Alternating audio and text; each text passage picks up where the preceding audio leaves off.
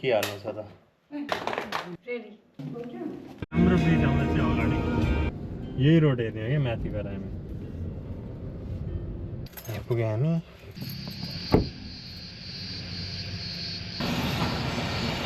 ट्रेनको ट्र्याक रहेछ त हाम्रो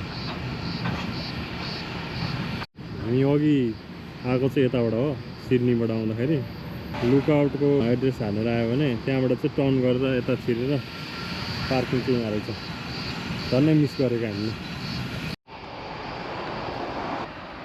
कति मिनट देखाइरहेछ यहाँ माथिबाट चाहिँ यस्तो परेको ब्रिज देख्छ अरे नि त फेसबुकमा पोस्ट आउँछ नि फोटो त्यही जाँदैछ अब लेट्स सी गाइस हिँड्दै हिँड्दै हिँड्दै जाने रोड वक भइरहेको थियो अनि एकछिन हामी जाममा पनि पर्यो यहाँ मेरो चाहिँ हामी सिधै बस्ने ठाउँमा जान्छौँ 2 बजे चाहिँ चेक इन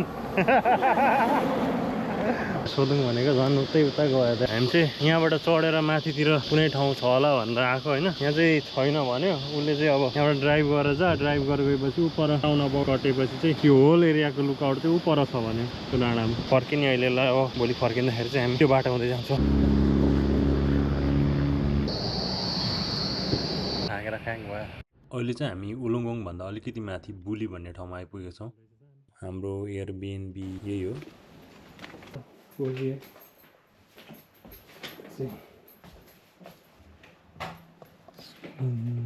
स्विमिङ बनाउँछु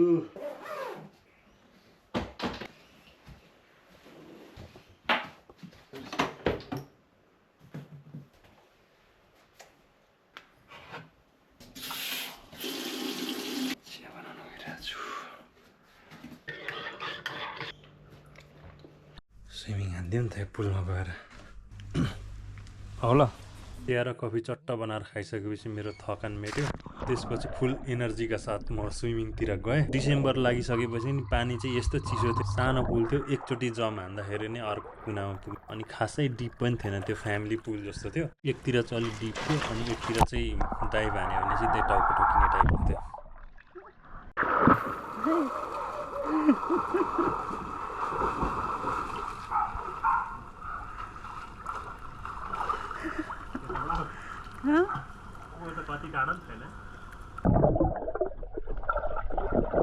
तर कस्तो धमिलो देखिरहेको छ क्या तर त कस्तो धमिलो देखिरहेको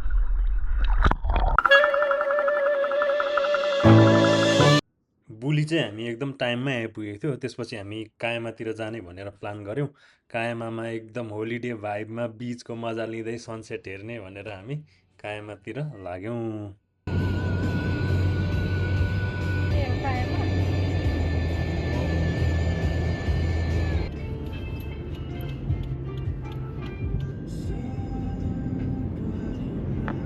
पुग्न लाग्यो अब 2 मिनट यहाँ बिजी हो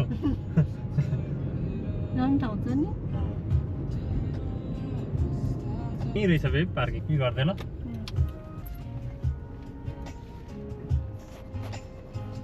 कायमा लोहल हेर्न आइपुग्यौँ तिमीलाई राम्रो देखेछ यो ड्रेसमा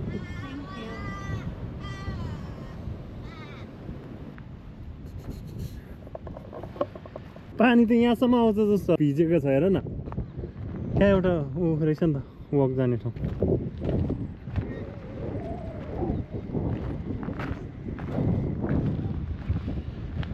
ब्लू होल चाहिँ यही हो अब पानी चाहिँ आउँछ कि आउँदैन त्यहाँबाट चाहिँ देख्छ कि तर यहाँ माथिसम्म आउने हो नि यता डुङ्गा गरेर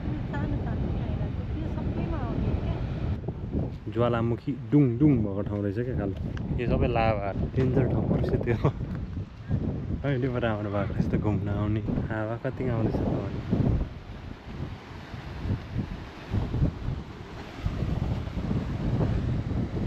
नाइस हौ ब्युटिफुल आयो ब्युटिफुल त्यो कम्प्लिटली फर्का त यताबाट पानी छिर्ने रहेछ अनि त्यहाँबाट ठोकिन्छ के अरे हो मेरो गोप्रोको लेन्स यो ब्लोहोलबाट पानी निस्किन्छ होला भनेर कुर्यो धेरै बेर बस्दाखेरि पनि पानी निस्केन, किनभनेदेखि त्यसको लागि हावा चल्नुपर्ने रहेछ, ठुलो छाल लाउनुपर्ने रहेछ, त्यो आएकै थिएन। त्यही भएर हामीले आज यहीँ स्टप गर्ने भनेर हामी यहाँबाट निस्क्यौँ।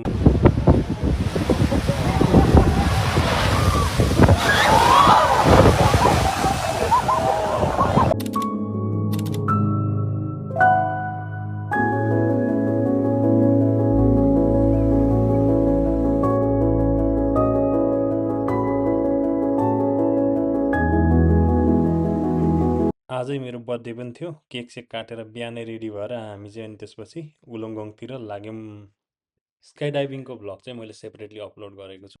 हजुरहरूले लाइक, सेयर अनि कमेन्ट गर्नुहुन्छ भने मलाई एकदम ठुलो आशा छ। कस्तो भयो तिम्रो एक्सपिरियन्स सुनाइदेऊ न। Amazing amazing. मैले त्यो माथि अल्टिट्युडमा गएर मेरो टाउको अलिअलि दुखे जस्तो भयो, केही भएन अरू त। भियतनामिज हामी भियतनामिज खाना गइरहेछौँ। मैले खाएँ त एकचोटि अर्डर गरेर खाएको। रसै रस भएको आएको थियो नि, मैले त्यसको चाहिँ फोटो नै आइसक्यो स्काई डाइभिङ। यसमा चाहिँ खतरा आएको थियो नि त, प्लेन साइडको माथि हेर न। यही प्लेनबाट चम्केर स्पाइसी है।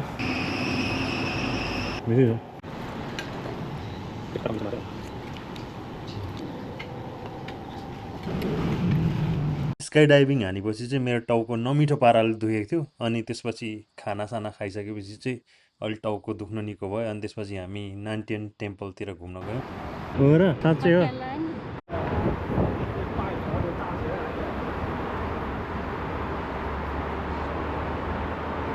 यहाँ फेरि अर्कै गुम्बा रहेछ, अहिलेको चाहिँ यहाँ तल थियो इन्ट्रान्स।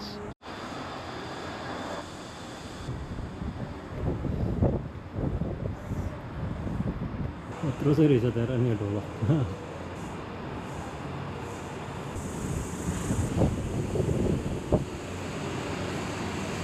फाइनल स्टेप यो त धेरै छ नि त। म त्यहाँ अगाडि चाहिँ क्यामेरा बाहिर चाहिँ खिच्न पाउने छु। हेर न कुन साइडमा हामी यो साइड छौँ, यही छ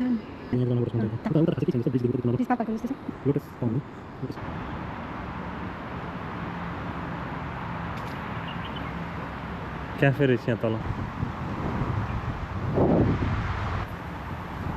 घरमा पनि फुलाउनु सक्दो रहेछ नि, पिसफुल ठाउँ है। सर र हावा पनि चलिरहेको लाइट हाउस कति टाढो रहेछ ल, ब्रेक वाटर लाइट हाउस होइन।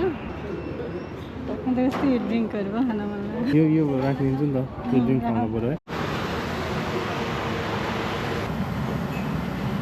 मलाई चाहिँ होइन ब्याङ्कक घुम्दा पनि यस्तै हुन्छ होला जस्तो लाग्छ अङ्कलहरू घुम्दा।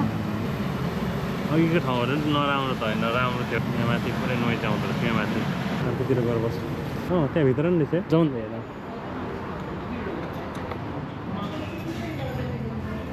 यताको सेटअप भन्दा उताकै मन पऱ्यो। झोडा ठोकेर यहाँनिर मिठो हुँदो रहेछ है। म त अझै दुइटा खाइदिएँ क्या, मिठो अरे। यो गुलियो छैन, यसमा चिनी छैन, जस्ट टी मात्र चाहिँ हो नि त। हेर न यहाँ के त, यो मेडिसिनल पनि हुन्छ कि। अब चाहिँ हामी प्यागडातिर जाँदैछौँ। यहाँ तल मैले अघि देखेको थिएँ यहाँबाट।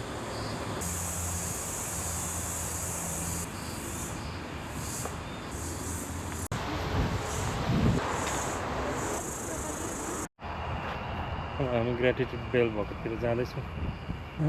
यताबाट देख्दो रहेछ नि त, दामी देख्दो रहेछ नि यताबाट। उकालो उकालो रहेछ ठाउँ त, भर्खर बनेको जस्तो यो त।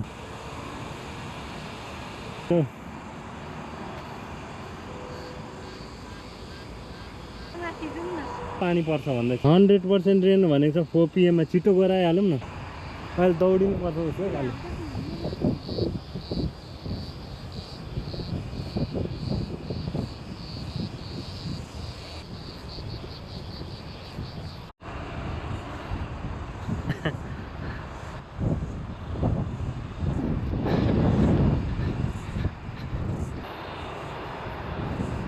नाइस है।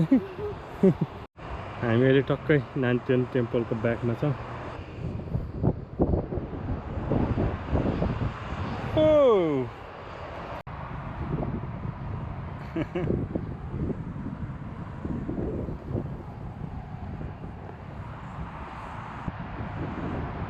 अब चाहिँ हाम्रो जाने बेला भयो 4 बजे पानी पर्छ अरे नानटेन टेम्पल तलदेखि माथिसम्म सबै भ्याए घर जाने बेला नि हुनुपर्छ हुन्छ लेट्स गो आइसक्रिम खाएर जाने हो त जाउँ यस आइसक्रिम सिमीको आइसक्रिम कस्तो छ रातमा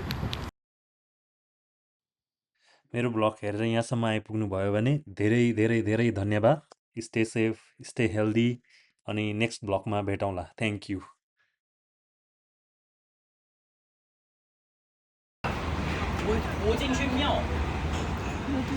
थ्याङ्क यू Cheers.